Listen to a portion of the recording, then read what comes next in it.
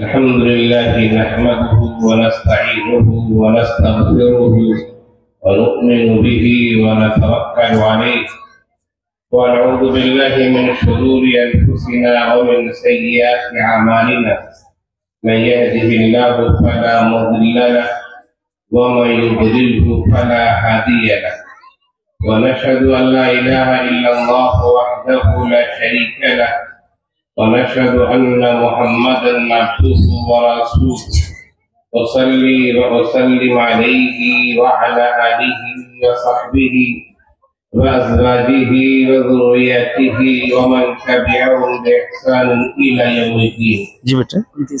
أما بعد فقد قال الله تبارك وتعالى في القرآن المجيد والفرقان الحميد: أعوذ بالله من الشيطان الرجيم. بسم الله الرحمن الرحيم.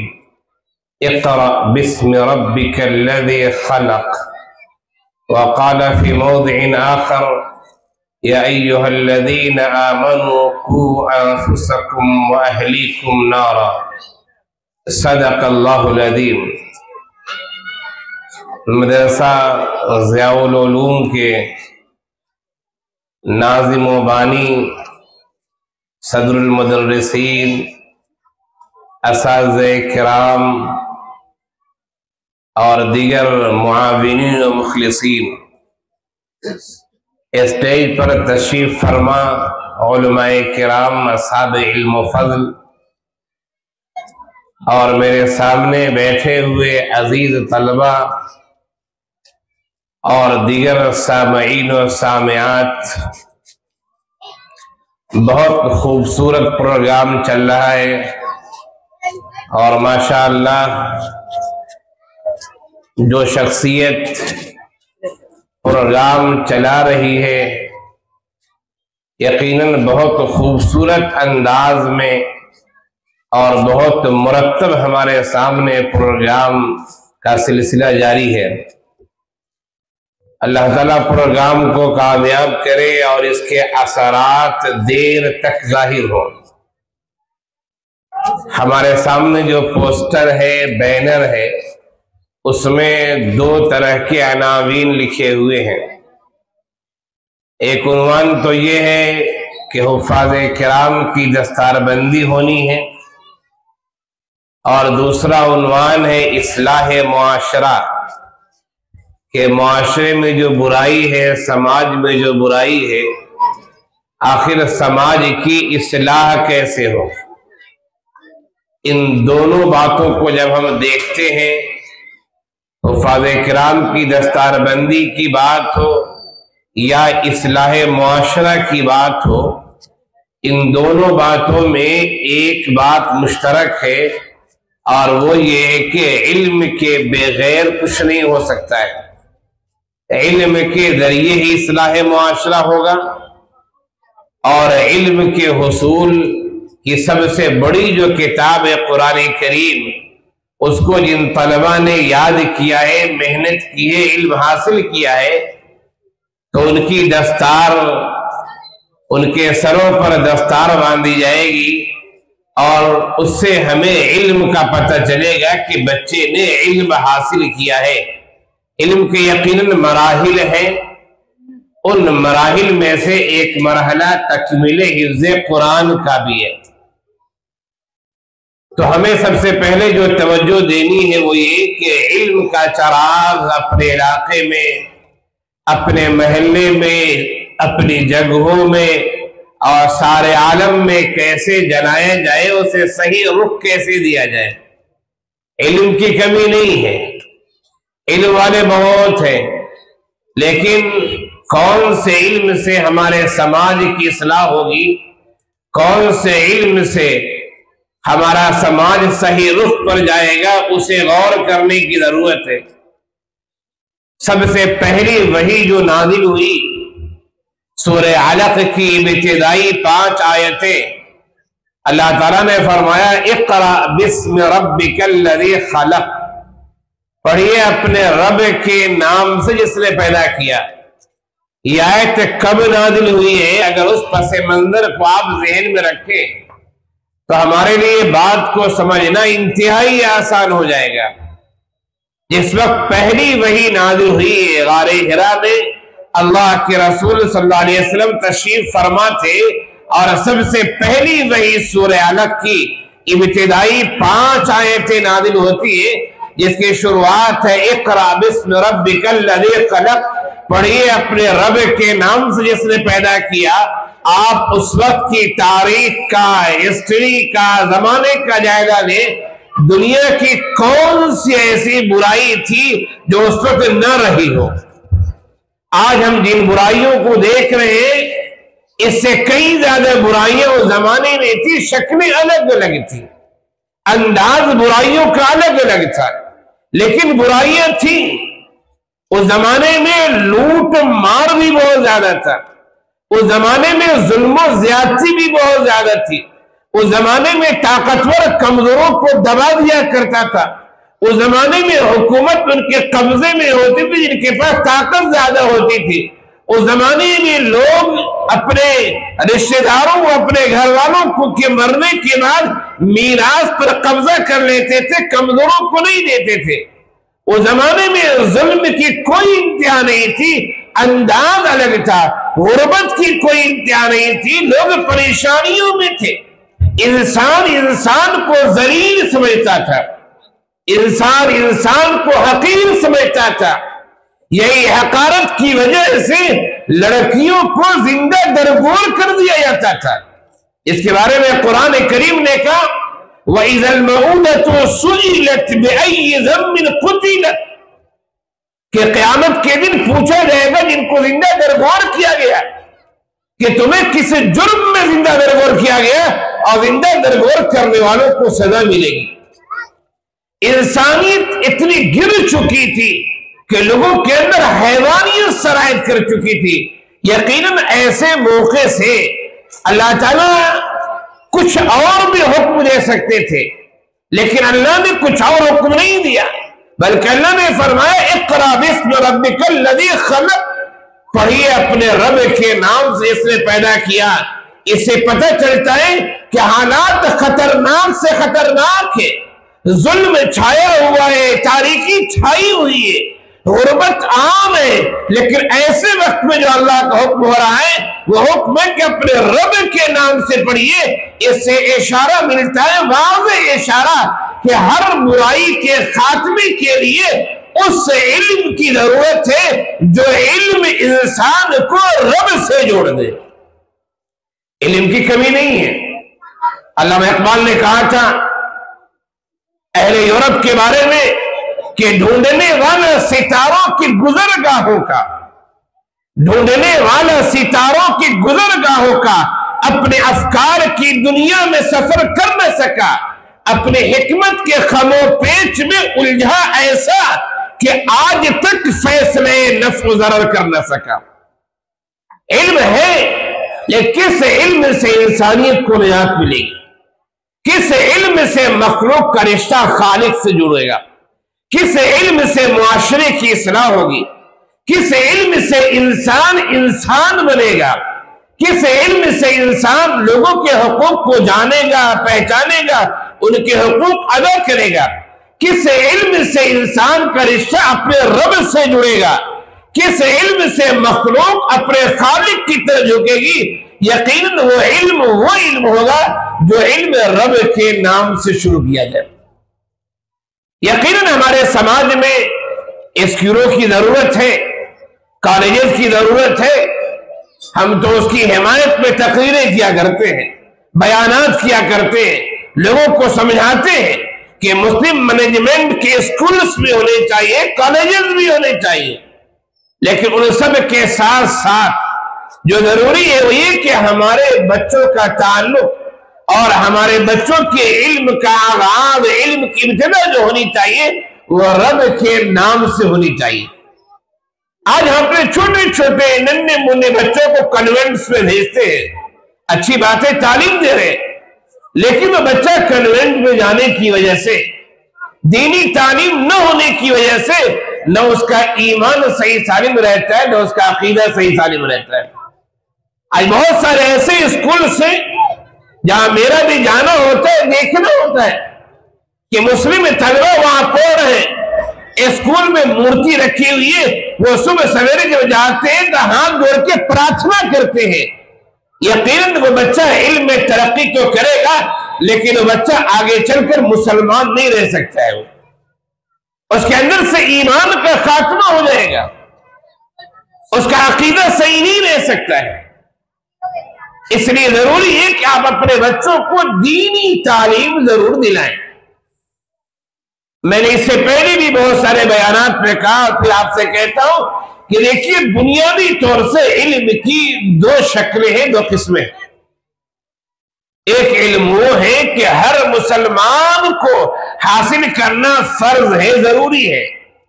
آپ نے حدیث سنی ہوگی، آقا صلی اللہ علیہ وسلم کا ارشاد گرامی ہے، طلب العلم فریضہ علی کل مسلم و مسلمہ، کہ علم کا حاصل کرنا ہر مسلمان پر فرض ہے، لڑکے پر بھی، لڑکی پر بھی، عورت پر بھی، مرد پر بھی۔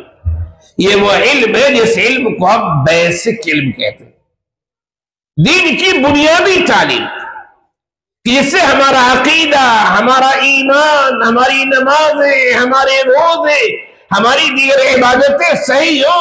اتنا علم سیکھنا ہر مسلمان پر ضروری ہے۔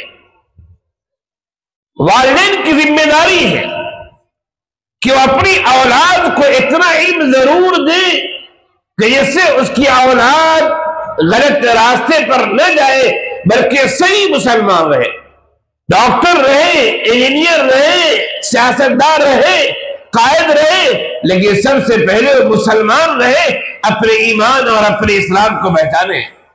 اللہ کا فضل ہے کہ شہر حیدرآباد کو یہ اعزاز حاصل ہے، یہاں آپ کو بہت سارے ڈاکٹر ایسے ملیں گے جو دیکھنے میں آپ کو مولانا لگیں گے۔ یہ حیدرآباد کو اعزاز حاصل ہے، دیگر شہروں میں ایسے ڈاکٹرز، ایسے انجینئرز بہت کم ملا کرتے ہیں۔ تو ہم بنیادی تعلیم اپنی اولاد کو دیں، یہ تو فرض عین ہے، ضروری ہے۔ ایک دوسرا علم ہوتا ہے جس علم سے علوم نبوت کا سیکھنا مراد ہے، کہ ایک اچھا عالم ہونا، اچھا مفتی ہونا، اچھا حافظ ہونا، اچھا قاری ہونا، جس کی وجہ سے ہمارے سماج کی ضرورت پوری ہو سکے۔ اگر ہمارے سماج میں کوئی اچھا مفتی نہ رہے گا تو آخر سماج کی دینی رہنمائی کون کرے گا، ذرا بتائیں۔ 24 گھنٹے میں ہم جیسے چھوٹے علماء، بڑے علماء کی بات نہیں کر رہا ہوں، بڑے علماء تو بڑے ہیں، ہم جیسے چھوٹے علماء سے 24 گھنٹے میں دسیوں لوگ میسیجز کے ذریعے، فون کے ذریعے مسئلے مسائل پوچھتے ہیں کہ مولانا یہ بتائیے اس میں کیا، مولانا یہ بتائیے ایسا کیا ہے۔ تو اگر دین کے جاننے والے نہ ہوں گے تو پھر ذرا بتائیں کہ دینی رہنمائی کون کرے گا۔ تو دین کی بیسک تعلیم تو ہر مسلمان کی ضروری ہے، اور دین کا ہائر ایجوکیشن، اعلیٰ تعلیم، یہ سب پر ضروری تو نہیں ہے، لیکن ہر محلے سے، ہر علاقے سے، ہر سماج سے، ہر معاشرے سے اتنے افراد ضرور ہونے چاہیے جو اس سماج کی ضرورت کو پوری کر سکے، جس کو شریعت کی اصطلاح میں فرض کفایہ کہتے ہیں۔ آپ اپنے اولاد میں سے کسی کو ڈاکٹر بنا رہے، خوشی کی بات ہے، کسی کو انجینئر بنا رہے، خوشی کی بات ہے، لیکن اگر اللہ نے آپ کو ایک سے زائد اولاد دی ہو تو ایک کو حافظ بھی بنا دے گی، ایک کو عالم بھی بنا دے، اسے مفتی بھی بنا دے، تاکہ وہ سماج کی اصلاح میں حصہ لے سکے، آگے بڑھ سکے۔ اور یہ علم جو میں نے بتایا کہ فرض کفایہ ہے، کچھ افراد ہونے چاہیے۔ تو اتنی بات ضرور یاد رکھیں کہ ایسا علم جس سے ہمارا ایمان، عقیدہ صحیح ہو، اتنا علم تو ہر مسلمان پر ضروری ہے۔ اگر آپ کے بچہ اسکول میں پڑھتا ہے، کنوینٹ میں جاتا ہے، تو اس کی دین کی بنیادی تعلیم کے لیے والدین کی ضروری ہے کہ ان کے علاقے میں، محلے میں، مسجد میں اگر مکتب ہے تو اپنے اس بچے کو مکتب سے جوڑ دے، کہ اسکول سے آئے تو شام میں وہ مکتب میں جا کے تعلیم حاصل کرے، تاکہ اپنے عقیدے اور ایمان کو صحیح رکھ سکے، دین کے فرائض کو جان سکے، آج کتنے ایسے لوگ ہیں جو دین کی بنیادی باتوں سے واقف نہیں ہیں اور زمانے سے وہ اس انداز سے کام کر رہے ہیں۔ ہمارے ایک دوست ہیں، انہوں نے بتایا، وہ پہلے امریکہ میں رہا کرتے تھے، انہوں نے بتایا کہ ایک آدمی نے ہم سے یہ مسئلہ دریافت کیا کہ مولانا ہم کو جب نہانا ضروری ہو جاتا ہے تو ہم کیسے نہائیں؟ انہوں نے بتایا کہ نہانا ضروری ہے تو نہانے میں یہ فرض ہے، اس کی رعایت کرنی ضروری ہے، بغیر اس کے غسل نہیں ہوتا ہے۔ نوجوان تھا، اس نے کہا کہ مولانا جب سے مجھے نہانے کی ضرورت ہوئی ہے ہم نے ہمیشہ اس طرح نہایا ہے کہ صرف اپنے کمر کو نیچے سے دھو لیا ہے اور پھر نماز پڑھتے رہے۔ اللہ اکبر، ذرا غور کیجیے، جب نہانا فرض ہو گیا، پر ضروری ہو گیا ہے، تو نہانے میں، غسل میں جو فرائض ہیں ان کا خیال رکھنا ضروری ہے، پورے بدن پر پانی بہانا ضروری ہے۔ وہ نوجوان کہہ رہا ہے کہ جب سے بالغ ہوا ہوں میں، جب بھی نہانے کی ضرورت پڑی ہے تو ہم نے تو ہمیشہ کمر کے نیچے دھو لیا ہے اور ہمیشہ اسی طرح ہم سمجھتے کہ ہم پاک ہو گئے۔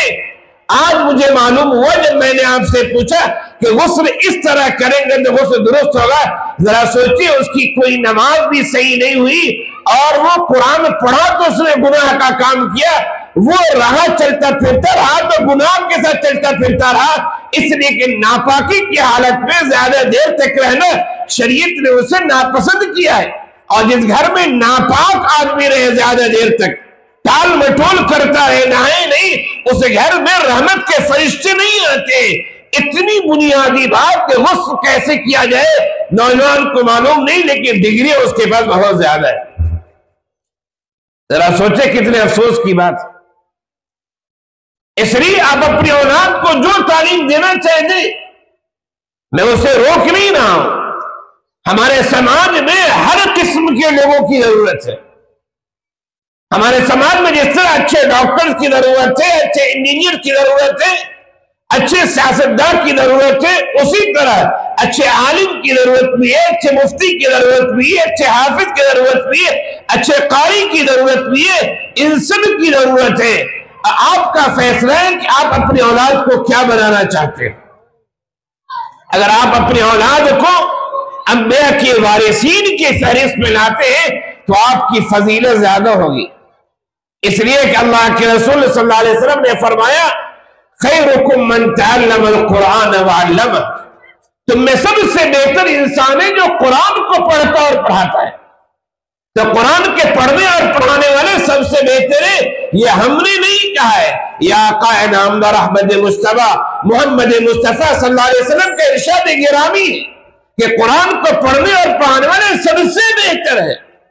آپ اگر دوسری لائن میں بھی جا رہے ہیں تو جائز ہے، لیکن وہ بات یاد رکھیے جو بات ہم نے کہی کہ اللہ تعالیٰ نے ارشاد فرمایا اقرأ باسم ربک الذی خلق، اپنے رب کے نام سے پڑھیے۔ آپ کی اولاد جو بھی تعلیم حاصل کرے لیکن رب سے رشتہ جڑا رہنا ضروری ہے۔ اسی کو اکبر الہٰبادی نے کہا تھا تم شوق سے کالج میں پڑھو، پارک میں پھولو، تم شوق سے کالج میں پڑھو، پارک میں پھولو، جائز ہے غباروں پہ اڑو، چرخ پہ جھولو، بس ایک سخن بندے عاجز کا رہے یاد، اللہ کو اور اپنی حقیقت کو نہ بھولو۔ تم جو چاہو بن جاؤ، تمہیں سب کچھ بننا مبارک ہو، لیکن اللہ سے تمہارا رشتہ مضبوط ہونا چاہیے، تمہارا رشتہ دین سے مضبوط ہونا چاہیے۔ اسی کو کسی شاعر نے کہا کہ قدم بڑھاؤ ترقی کرو ضرور ولے، قدم بڑھاؤ ترقی کرو ضرور ولے، رہے رسول کے قدموں پہ سر خدا کے لیے۔ تم جتنی چاہو ترقی کر جاؤ، لیکن تمہارا رشتہ اللہ سے مضبوط ہونا چاہیے، تمہارا رشتہ رسول سے مضبوط ہونا چاہیے، تمہارا رشتہ علماء سلف سے مضبوط ہونا چاہیے، تمہارا رشتہ قرآن سے مضبوط ہونا چاہیے، تمہارا رشتہ حدیث سے مضبوط ہونا چاہیے، تمہارا رشتہ شریعت سے مضبوط ہونا چاہیے، تمہارا رشتہ دین اسلام سے مضبوط ہونا چاہیے۔ اگر تمہارا رشتہ دین اسلام سے مضبوط نہیں ہے، قرآن و سنت سے مضبوط نہیں ہے، تو یاد رکھو تیری ترقی تیرے لیے گمراہی اور نقصان کا باعث ہو سکتی ہے۔ اس لیے سامعین و سامعات اور میرے عزیز طلبہ، جو لوگ پڑھنے پڑھانے کی راہ میں لگے ہوئے ہیں وہ انتہائی قابل مبارکباد ہے کہ وہ سماج کی ایک اہم ضرورت کی تکمیل کر رہے ہیں۔ ان حضرات کی قدر کرنا یہ ہمارے سماج کی ذمہ داری ہے، یاد رکھیے۔ جو عالم بن رہا ہے، جو عالم نہیں ہے، سماج کے دیگر افراد ان طلباء، ان مدارس، ان علماء کا سپورٹ کرے، ان کی حمایت کرے، ان کی ضرورت کی تکمیل کرے، تاکہ وہ اطمینان کے ساتھ دین کے کام میں لگے رہیں اور دینی فرائض انجام دیتے رہیں۔ ان مدارس کا تعلق اصحاب صفہ سے ہے، اور اصحاب صفہ کو مسجد نبوی میں آج بھی ایک چبوترا ہے۔ جو لوگ حج یا عمرے پر جا چکے ہیں انہوں نے مسجد نبوی دیکھی ہوگی، روضہ رسول سے ملا ہوا، روضہ رسول سے ملا ہوا آج بھی مسجد نبوی کی عام سطح سے تقریباً 1.5 بالش اونچی ایک جگہ ہے جسے صفہ کہا جاتا ہے، چبوترا کہا جاتا ہے۔ وہ صحابہ کرام بیٹھا کرتے تھے، اللہ کے رسول صلی اللہ علیہ وسلم انہیں تعلیم دیا کرتے تھے۔ وہاں رہنے والے صحابہ کرام کو اصحاب صفہ کہا جاتا، یعنی چبوترا والے۔ ان اصحاب صفہ کو اللہ کے رسول صلی اللہ علیہ وسلم نے ضیوف الاسلام کہا ہے۔ ضیوف الاسلام، چبوترے پر رہنے والے وہ اسلام کے مسلمانوں کے مہمان ہیں۔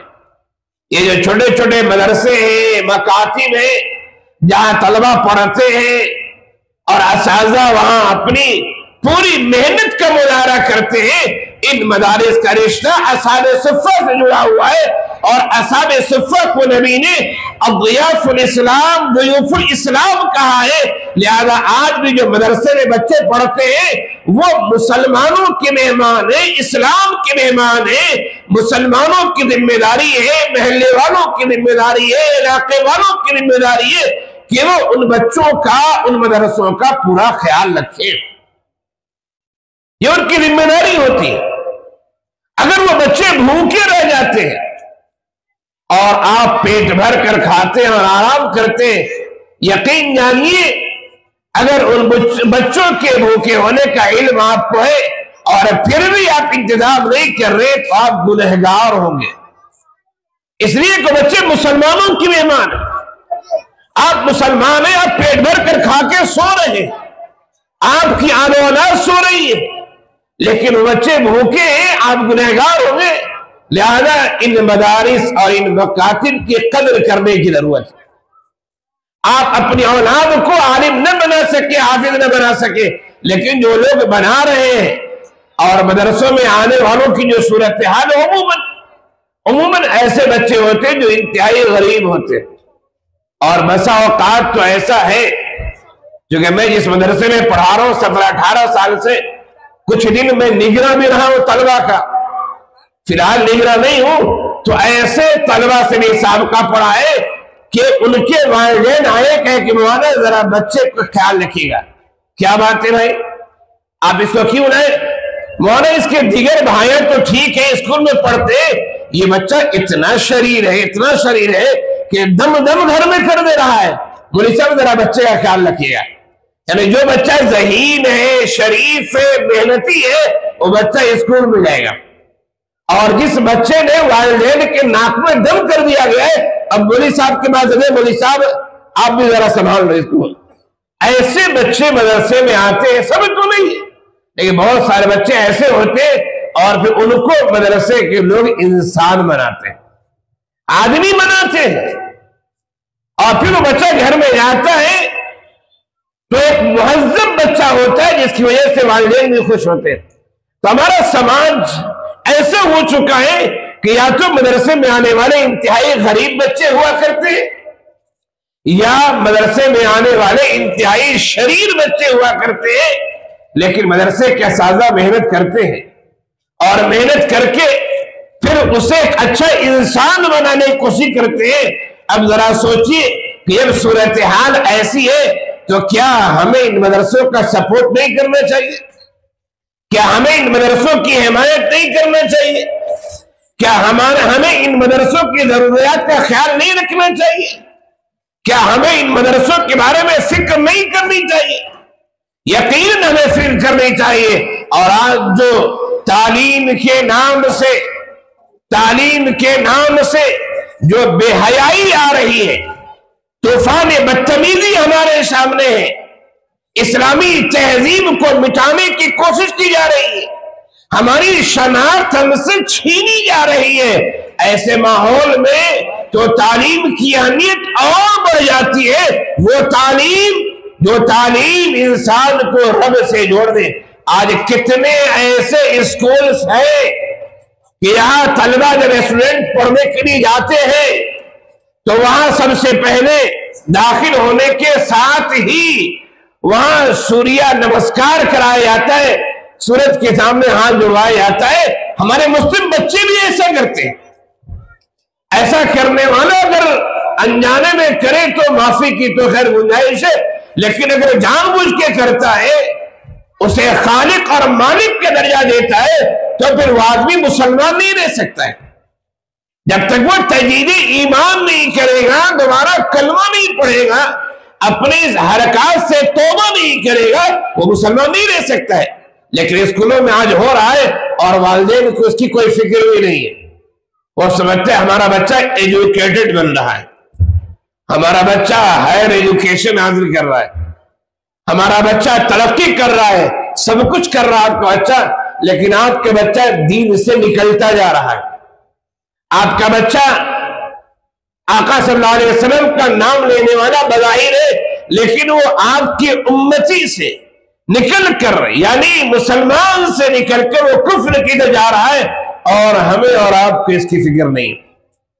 لہذا آپ اپنے بچوں کو جو بھی تعلیم دیں، لیکن ایسی تعلیم ضرور دیں کہ ان کا ایمان عقیدہ صحیح تعلیم رکھ سکے، جس کے لیے دین کی بیسک تعلیم ہے۔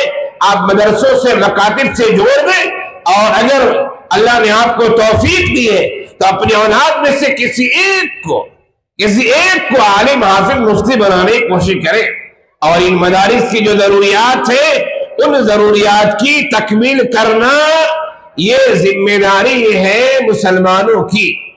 جو مدرسے کے قرب و جوار میں رہتے ہیں ان کی خاص ذمہ داریاں ہیں، اگر ان سے ذمہ داری پوری نہیں ہو پا رہی ہے تو پھر آگے کے لوگوں سے کوشش کی جائے گی۔ لیکن بہر صورت یہ بچے مسلمانوں کے مہمان ہیں، ان کا خیال رکھنا ضروری ہے۔ جن بچوں نے قرآن کریم کے حفظ کی تکمیل کی ہے وہ بچے یقیناً قابل مبارکباد ہیں، ان کے والدین بھی قابل مبارکباد ہیں، بچے بھی قابل مبارکباد ہیں، ان کے اساتذہ بھی قابل مبارکباد ہیں، اور مدرسے کے معاونین جن کے تعاون سے مدرسہ چلتا ہے، مدرسے کے معاونین بھی قابل مبارکباد ہیں۔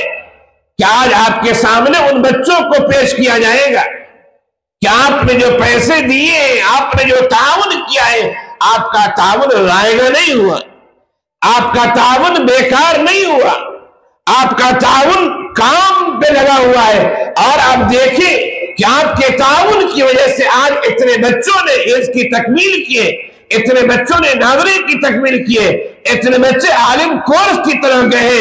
یہ جلسے اسی لیے ہوتے تاکہ آپ دیکھیں کہ ہمارے چندے جو آئے اس چندے سے کیا کام ہوا ہے، کیسی تعلیم ہوئی ہے، آپ اس کا مظاہرہ دیکھیں۔